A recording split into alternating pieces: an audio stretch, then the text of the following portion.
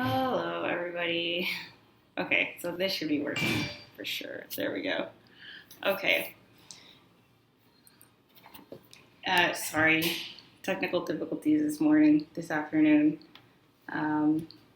Getting set up here. All right, we are live. Let me just make sure. This afternoon. Yep, okay. Hey everyone, Heather here. And sitting with me today, I'm joined by my mentor, Coach Sid. And sorry if you've been getting a few notifications. This live thing is still not easy, but here we are. So let's see. Today, there's a little delay. Yeah. Easy.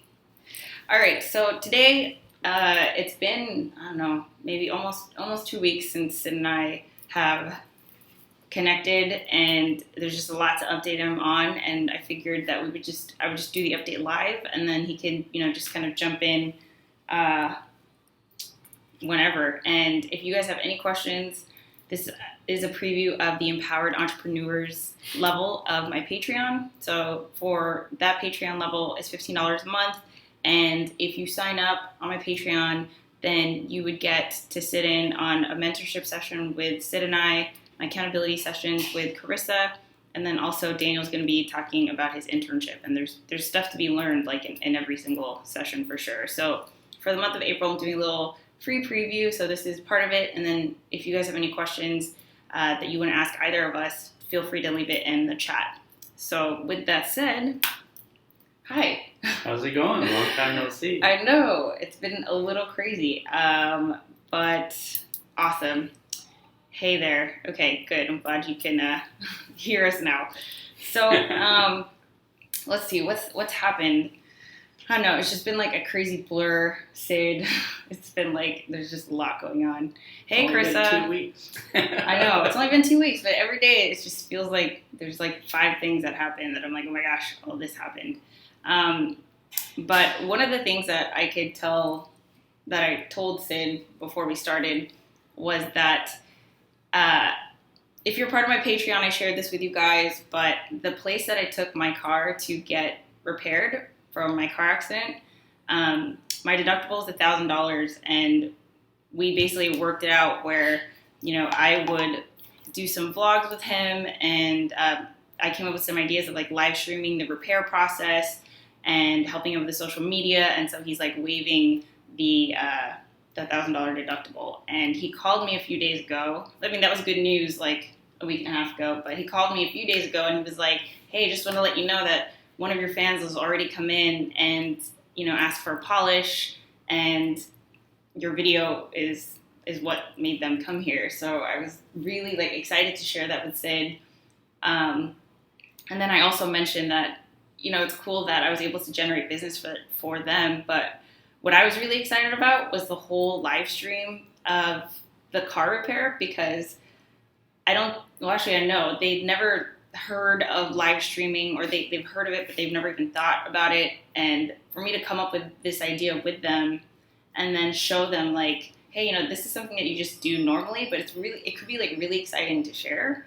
That's the whole idea behind my channel, vlogging and Sharespark Media and what I'm trying to do. So I'm just so happy that, the owner was able to call me and say like, this is a really cool experience. Like, thank you for showing it to us. And he asked me like, is it okay if I share your video? And I was, we were even laughing because it's like, that's the point. Like, share the video because it helps both of us. So, so can I interject? Yeah, of course. So, yeah.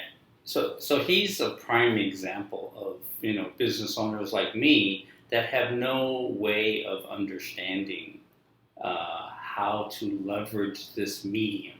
Yes.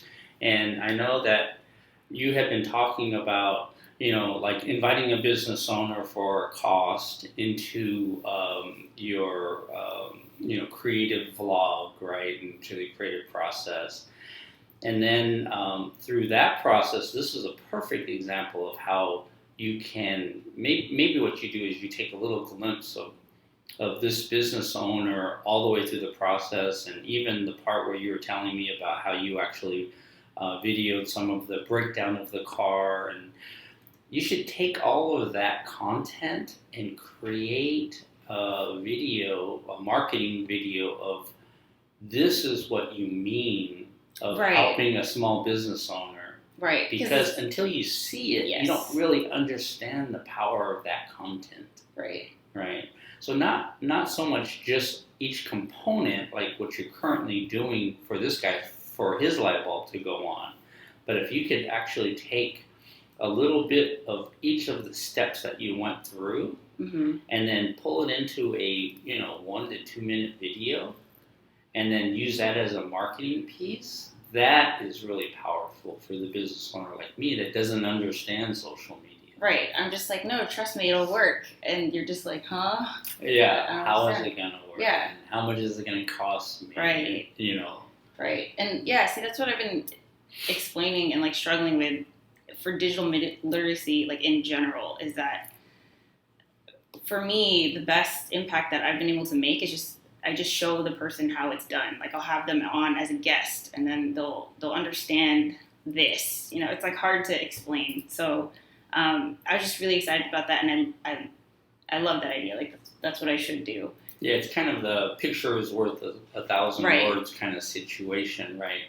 So for those business owners, like the way I was 6 months ago, it's like having a real quick video and saying, oh, I really understand it now, and every day that we get together and talk, I'm understanding more and more. Right, so. Right. Yeah, so that was super exciting. What was the other thing? The other thing, you're going to laugh at this because it's just the stupid cycles that I go through, my up and down cycles.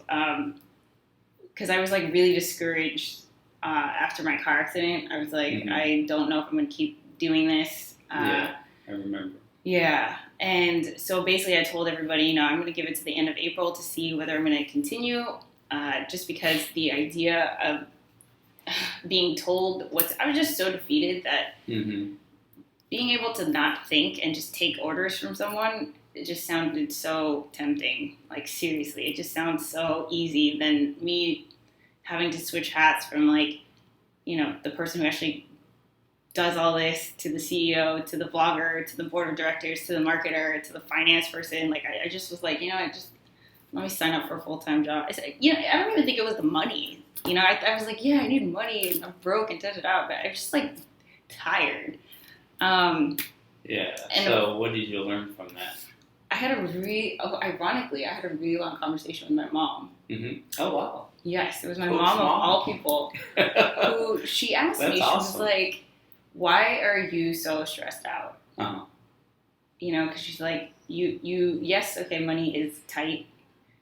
That's to be expected, and that's what you signed up for. But you're also like still here, so you've been able to figure it out. And so she was like, if money wasn't the stress, like what is it that you're stressing about? And I was like, I have no idea. I have no idea. That's awesome. That's awesome to hear that from your mom. Yeah, that's such a paradigm shift from even just you. I know. Because to even get you to the point where you would actually listen to your mom and have that input impact the way that you currently think. You were 6 months ago, maybe a little bit longer when we first met. Your walls were so up that so defensive. You wouldn't allow any input in from your mom. So kudos to you that you're in a much better place. I know, and I shared this with my Patreon community. Like the conversation when my mom is most like pessimistic and most doubtful. So it doesn't sound like that anymore. But yeah. My brother is like number one fan. My dad's my number one fan too. I think that's because my dad was able to come here and like be my intern for a day, so he really understands it. But my mom is still like super doubtful, and every conversation always starts off with me having to almost like prove my progress to her every time. And so she's like, "It's been a year." That was the same conversation. It was like, "It's been a year," and I was like, "Okay, I just have to, she doesn't watch my vlogs, so she like, how would she know? So I tried to explain it, and then when she was like, so then what are you worried about? Then it would just like totally switched, and I was like, all right, Mom, I need like advice from Mom, you know? And she was like, you have this. She just called me out. She's like, you have this confidence problem. You don't think that your stuff is good enough, and why? Like no one is telling you what to do. It's like every person's dream to be their own boss, but you're creating this like invisible boss. That's what we termed it. Right. So yeah, I thought you would love to hear that because that's a great story. I mean, you really helped me out with that. Yeah. Can I share a thought about that though? Yeah. So I mean, you're already in a good place, so I don't really need to share too much. But this may be you might be able to help another entrepreneur, right? So being a CEO, being an entrepreneur is really lonely. Right? Oh my God, it's so incredibly because nobody else can relate to what you're going through. Yeah, you know, I'm convinced. You know, I heard this story, and I repeat the story about a CEO that was having, he owns a small company. He was having a little picnic where everybody can invite their families, right? And he's sitting there watching all of his employees, and then, he doesn't get to see them all around their families all the time. And it was like his stress level just shot through the roof. And it's like, why would an employee would think, why would his stress levels shoot through the roof? And it's like, but you and I can understand that being entrepreneurs, because not only is it lonely, but you're not only responsible, as the first time he saw that he's not only responsible for his employees, he's responsible for all of the people there, which include the kids and the grandparents, and the so burden so much pressure, right? So not only is it lonely, but when you get into a car accident or when you run into those kinds of situations, the first place that we jump to, especially me being Eeyore, right? The first place we jump to is, the sky's falling. Yeah. I know. I was just done. I was like, I'm tired. Exactly. I'm tired, and like even my mom, I don't know. It was just like a funny, because she told me, she was like, that whatever you do affects me. She's like, I mean, not directly, obviously, but she's invested. She's invested because she cares about you. Of course, and. So it's like I was like, I'm trying to be very sympathetic in that this sacrifice that I'm making is not just me. I have to understand that my family and like even my friends, it's like they know that I can go out often, and it's like So one of the things as part of what I want to do moving forward is to actually block off time to have fun, like to actually plan it in, because like there's never going to be a time where my to-do list is 0 and I'm like, great, I can take a vacation, and I think what happens that leads to my down cycle and makes my down cycles really, really bad. Like I just get into like a really just, I don't even want to leave my room kind of thing. Is that I'm just completely overwhelmingly burned out. Right. And I just, my mind shuts down. I'm just like, go away, everybody. Like, I'm just done. So I want to, like, what doesn't get scheduled doesn't get done. Correct. So if I do not plan the time in, what will happen is that I'll just work until I burn out. And then I'm like, okay, now I guess I'll go out, or now I'll just sleep or whatever. So. Right. No, definitely. You need to reward yourself, and you need to plan your fun time. So definitely, and even like meditation. If you decide to do meditation, you need to schedule that. Right. So. Yeah, and that's that approach. Like, okay, first of all, not seeing money as the source of my anxiety, number one, I've never done that this whole time. Number two, I've never planned for fun, ever, because to me, I don't know, it's just, I feel guilty. Like I feel guilty having fun. I'm like, there's so much to do. I don't have time. And yeah. You need to I agree. Yeah. So that's like my plan moving forward is like, I want to understand like where my anxiety comes, because it's gonna come again. I always have it, honestly, but I want to be able to like manage it, like you say, with other things. and just, okay, so if that means like planning the fun time, okay. I don't know if it's meditation, okay, but just make it so I don't just like. No, I was just using meditation not as an example of fun, Right. but Right, but as like- something that you schedule. So I'll give you another example. So for a while there, I mean, many years ago, I was wanting to get into golf. So I started, bought my clubs and would go out and practice on a regular basis, and I would schedule that time, and then I would feel guilty. Like I'm using their guilty example. I would feel guilty because golf takes so much time. Like a whole day. It's almost a whole day, or at least 8 hours in a day to actually go out there and have fun. So I realized golf wasn't something that is good for me, just because of the guilt. Right. So I had to figure. You weren't even having fun. I was at the end of the day. I wasn't having fun, because I'd feel guilty about taking that much time away. So I know for my personality, golf was not a good outlet for me. So I went into other things. So. Got it. Yeah. See, I think I just need to find. Like, I've never thought about it. Like, someone the other day asked me, what was the last book I read? I love reading. I haven't read a single book. This whole, that wasn't entrepreneur related, marketing related. I read those, but like, I am the type who can get lost in such a good book. And I haven't done that this whole year. And I mean, I don't know. It's just, I also have this like feeling of, am I just letting life pass by because I've done this, or because I'm doing this? And yes, it's incredible, and yes, I'm happy, but I also like, there's also more to life. Absolutely. So yeah, it's just, and I think I need to go back to the percentage of my week and just like blow the whole thing up and start over. Well, for like year two. Yeah, I don't think you have to blow the whole thing up because I look at things as an iteration, and sometimes when you find yourself overworked or overstressed and you're not having fun, because even being an entrepreneur, the goal is not just to create, but it's also to have fun. Right, because you have that freedom and flexibility to do so. Yeah, right? So sometimes you just need to carve out some fun time, like you're saying, and in the long run, I think you have enough empirical data. I like to use the word empirical data because that's something that you can grab onto. Right. So you have had enough experiences over the last 6 to 8 months where you know that if you go down the path a certain way, like going way back when you weren't really planning the revenue generation part of it, and I said you need to spend at least 5%.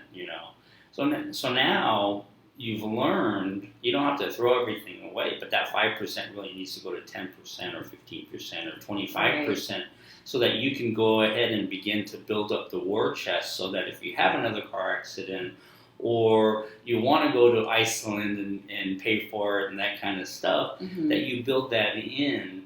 And then if you can build those fun kinds of activities in, or reading a book or whatever it's going to be, then that's going to increase your quality of life, and then you're going to start to have fun, and then you can sustain yourself going forward.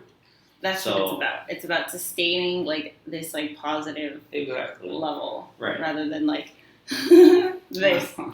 So, well, you think it's a cycle, but I mean, even in I think not the last time we talked 2 weeks ago, but maybe a month ago, it's just a series of plateaus. And if you look at the plateau you're on today versus just even a month ago, it's like you could, when we were talking about it, you could really see that it's like, oh my gosh, even 2 months ago, that was like 2 plateaus ago. You know? Like the book that I'm reading right now, Mastery, talks about those plateaus in a way that I had never even though I was talking to you about using the same metaphor. I didn't really, they present it in such a good way. It's like, when you hit a plateau, that's when you start to master what you had done. That's interesting. So the plateau itself. Such a great way to look at it. Yeah, the plateau itself is not stopping you from progressing. Right. It's actually helping you to progress to the next level, to master your current level. Oh, I love it. And I was like, yeah, that's why I was thinking, when you have some time, That is such a positive way to look at it. Yeah. Because the way I look at it is like I'm just stuck. Yeah, you're stuck and you're Like just I'm not. flatlined. Yes. And, yeah. Oh my gosh, I love that. Yeah. Ooh. Wow. I love it. That's awesome. Okay, so the other thing that I've been struggling with, and I think as of like this week, I've learned to deal,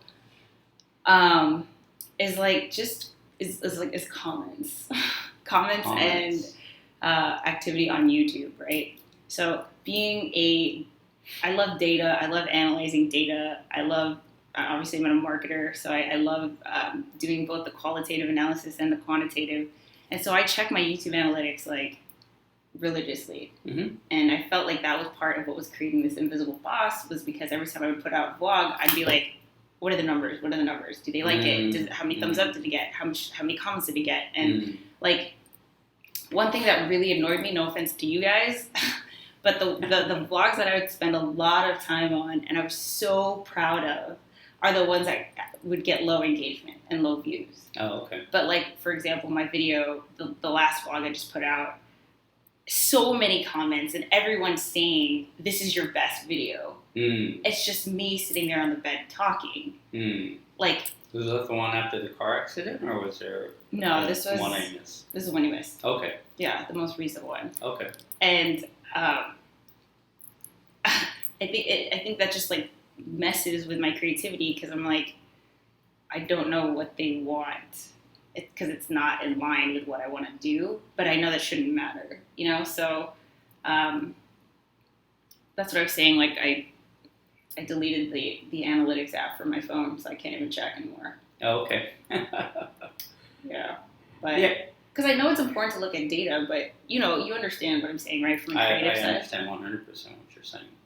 So the way that I look at that is that the work that you're doing and the understanding of the analytics is really, really important. Okay, it doesn't necessarily mean that you're going to use that to dictate and understand every single thing that you do in the future. Okay, but it is a good framework to at least try to understand like this medium, right? And the impact that you're having. Right. Maybe not to the extent that you were currently doing, but I wouldn't go the other way and just not look at it at all. Right. See, and that's the thing, because people would ask me like, is it the negative comments? And to me, it's like negative comments are they annoy me, but I know that this person is like totally, like that's probably the first video they've seen. They don't understand the whole thing, you know. So I those I can deal with, but it's the positive comments where it's like, oh my gosh, I so resonate with what you're saying in this video, or you've inspired me to do this. Then I feel like, oh my gosh, I should make more of this. And then I'm like, did I continue doing that? You know, and I'm like, I don't know, this like mole popping out of the hole. And I'm just like, do you guys like it? You know, I don't know. Yeah, so I think it's a little bit of both. I'm sorry, I'm going to have to use the restroom. Oh, yeah, sure. So, but I think you still need that framework to at least understand what the metrics are. Okay? Right. But it's not necessarily, I agree, the metrics aren't going to really dictate everything that you're going to be doing going forward. And since you're still kind of experimenting, even listening to some of the experts, they're always experimenting. Right. And they make assumptions or a hypothesis, and then based upon the results that they get, the data. they adjust their assumptions and hypothesis. So it's just a cycle. But I think what you do is you think it's the same cycle. What I'm saying is that you've learned so much. It's like the plateau thing. It's similar to a plateau thing. Yeah, it's like a plateau, but it's the same cycle that you have to repeat and repeat and repeat. And then once you start to master it, then you might be able to look at the metrics a little bit differently. But at the same time, it's never going to make you feel 100% that if you do this, this is going to be your result. Right. But at least since you have that process, you can start to fine-tune it and get better and better and better at it. Right. So, sorry guys, I need to use the restroom. BRB. All right. So. Okay, guys. So while Sid is on break, did you guys have any questions? What's up? Whoa, what's going on here? What is this light? This light. Yeah, so I was trying to go back through comments that I've gotten, and I don't know why. I don't understand like what part of my last video made it so that a lot of new people came in, but I felt like a lot of new people, like someone in the comments was saying like, oh, what kind of business is she trying to start? You know, so clearly new to my channel. And someone asked whether I could be their mentor. Someone asked like, how do you start a business? So those are all things that I'm just starting to like now think about. Okay, you know, add it to the list of other videos that I have to make. But yeah, just so much, man. So much, all good things. I'm feeling good about it. But yeah. How are you guys today?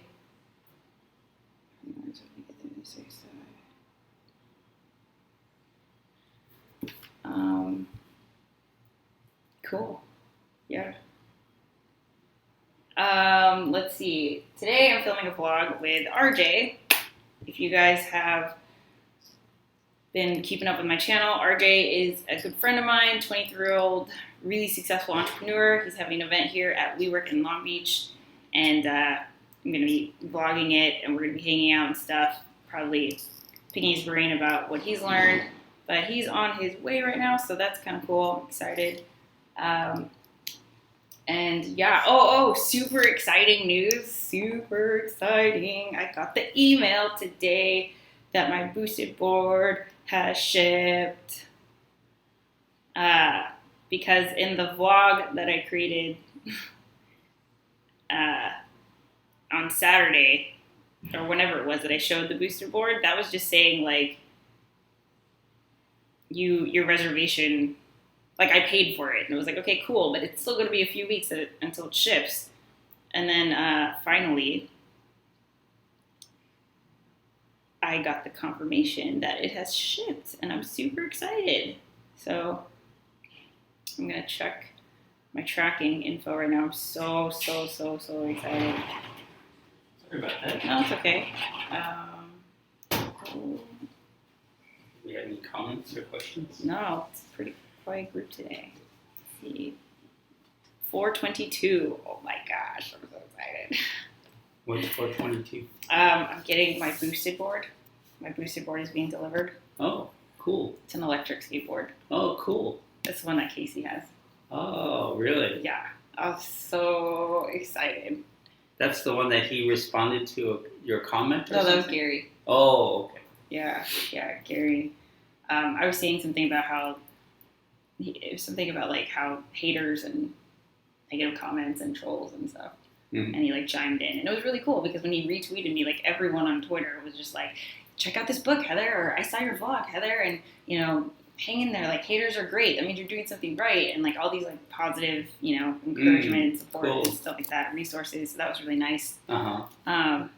But yeah, so that's all I've got. Do you want to run anything by me? Do you have any questions for me? Yeah, I have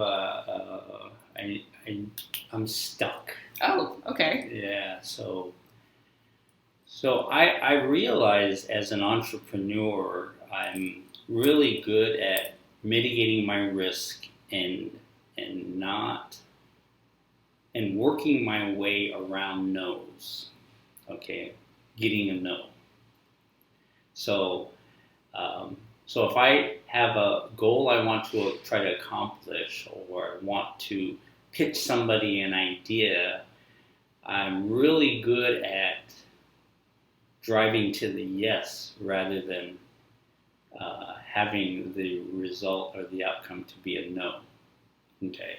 So, and I've done this for, 20, 25 years, so that's why I've been able to start multiple businesses, right?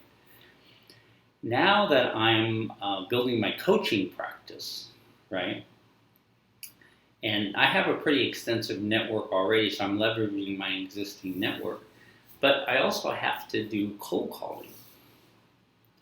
And it's like...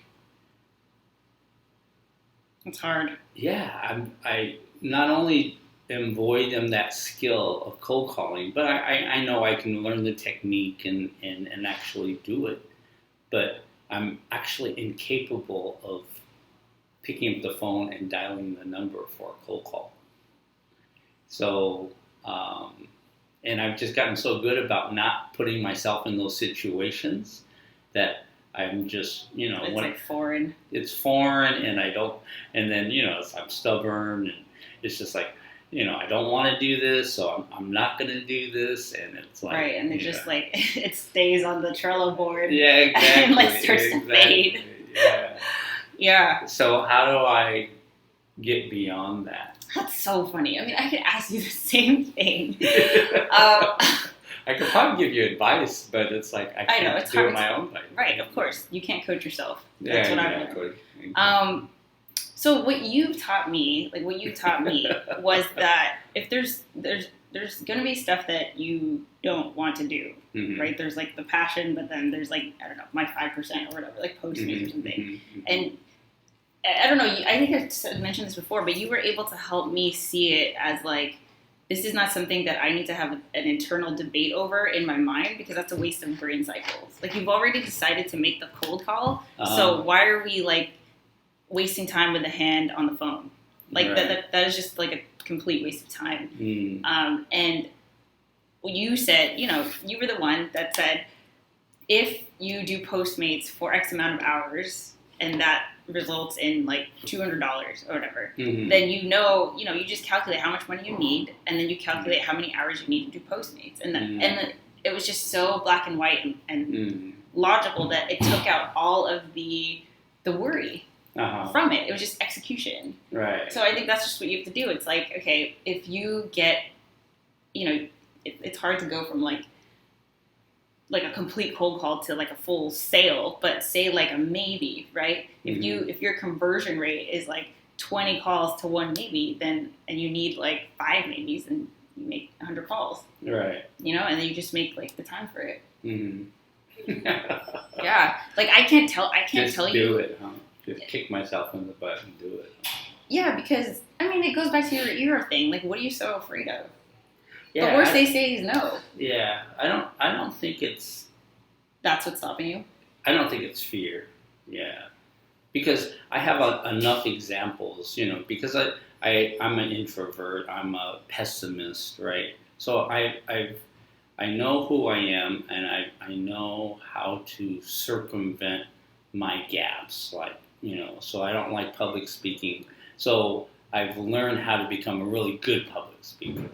So I think I have enough experience where I'm not afraid of it. It's just, maybe I'm just too old.